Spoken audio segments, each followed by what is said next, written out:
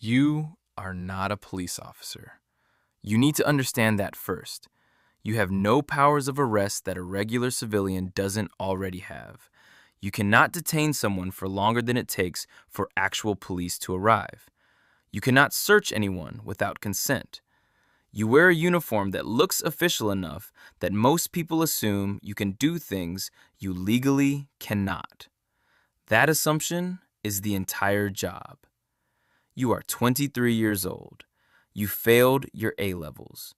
You applied to 6 different places in 1 week: a warehouse, a call center, a council depot, a supermarket, a driving school, and this. This one called back first. You did a 4-day SIA license course in a Travelodge conference room in Croydon. You paid £245 for the license out of your own pocket. Nobody told you that up front. You found out on day 1. You paid it anyway because you needed the job and the job needed the badge, and that was the deal. Your first post is a retail park in Dartford, a Next, a Sports Direct, a Greggs, a Boots, and a car park with 400 spaces. You start at 6 in the morning. You finish at 6 in the evening. 12 hours. You get 1 half-hour break, unpaid. You stand at the entrance to the retail park and you watch people arrive. That is the job. You watch them arrive. You watch them leave. You stand there in between. The radio on your shoulder crackles every 20 minutes. Control checking in. You say your call sign. You say, all clear. All clear means nothing happened. Nothing happens most of the time. You learn this quickly. The job is mostly duration, the ability to stand in one place for a very long time and stay awake and not let your eyes go blank in a way that people can see. It is February. The wind comes off the car park flat and cold. Your boots are steel-capped and heavy. Your jacket is black and polyester and breathes like a bin bag. By 8 a.m., your feet hurt. By 10 a.m., you have stopped noticing that your feet hurt. By noon, you have stopped noticing most things. You watch a woman argue with a traffic warden for 11 minutes. You do not intervene. Not your jurisdiction. You watch a teenager pocket a can of Monster from the Budgeons. You radio it in. They tell you to observe and report. You observe, you report. Nothing happens. People talk to you the way they talk to a bollard. Around you, through you.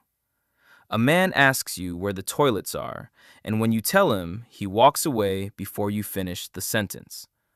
A woman with a pushchair tells you the doors aren't working. You say you'll look into it.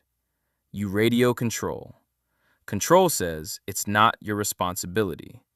You go back to the door. You stand there. The doors work fine. You get moved to Knights, a warehouse in Thurrock. You arrive at 10 p.m. You leave at 6 a.m. The warehouse is the size of 4 football pitches and it stores mattresses. Thousands of mattresses. You walk the perimeter every 45 minutes with a torch. You stamp your fob at 7 checkpoints to prove you walked the route. In between, you sit in a porta-cabin with a gas heater and a flask, and you watch CCTV on a monitor the size of a cereal box. Nothing happens. The mattresses do not move. You eat your sandwich at 2 a.m. You drink your 3rd coffee. You watch a fox cross the loading bay on camera 4.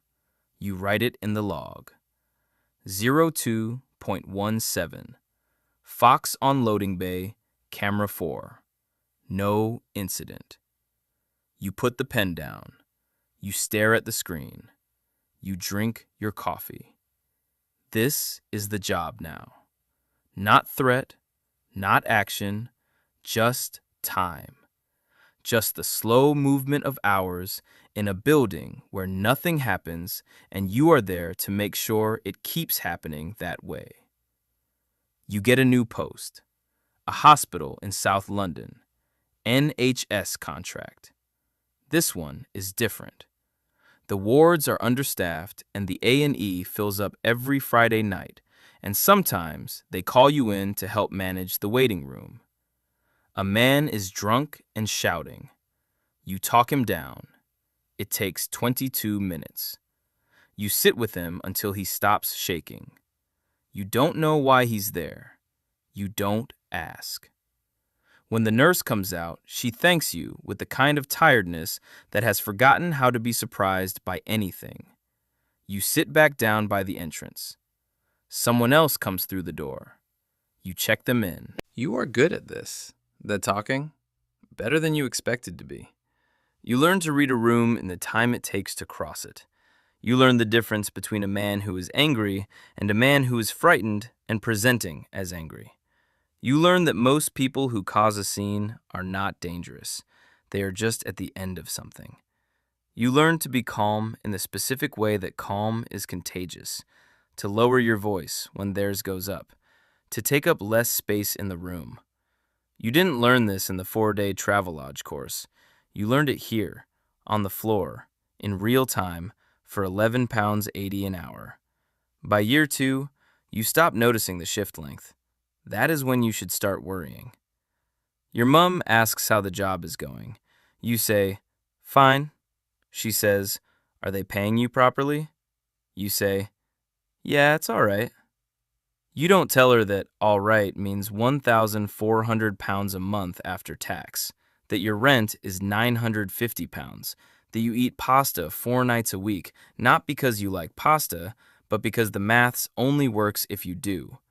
You don't tell her that your uniform trousers split at the knee in December, and you sewed them yourself because the agency took 3 weeks to replace them and you could not afford to wait. You say it's fine. She nods. She doesn't ask again. You apply for a supervisor role. You've been on the same site for 14 months without a single incident report, without a single complaint, without a single missed shift. The supervisor role pays £13.20. You fill in the form. You attach your SIA license, your conflict management certificate, your first aid card you paid for out of pocket. You submit the application on a Tuesday evening. On Thursday, you get an email. They've gone with someone internally. You close the email. You put your phone down. You pick up your bag. You start the night shift. You get home at 6:30 a.m. The light is coming up over the estate. Birds are going. Someone on the 3rd floor has a baby that won't stop. You take your boots off at the door the way you always do. You don't want to bring the floor of wherever you've been into the flat. You make toast. You sit on the edge of your bed. You eat the toast. You lie back. You close your eyes. You sleep fine. 8 hours, no dreams.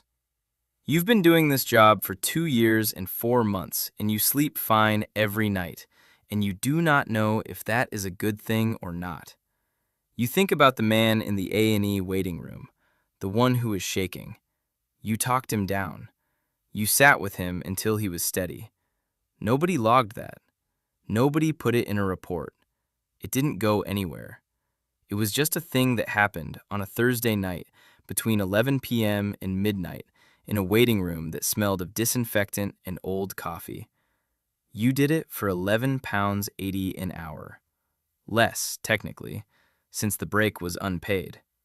Tomorrow, your shift starts at 10 p.m. You will stamp your fob at 7 checkpoints. You will watch camera 4. You will write all clear in the log every 45 minutes. Maybe a fox, maybe nothing. You will eat your sandwich at 2 a.m. You will drink your coffee. You will watch the hours move. You are good at this job. That's the strange part. You are genuinely, measurably good at it. You just don't know what that means anymore. Whether good at it is the same as being seen. Whether seen is something this job was ever designed to offer. You set your alarm for 9 p.m. You close your eyes.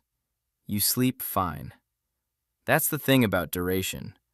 Eventually, you just learn to inhabit it.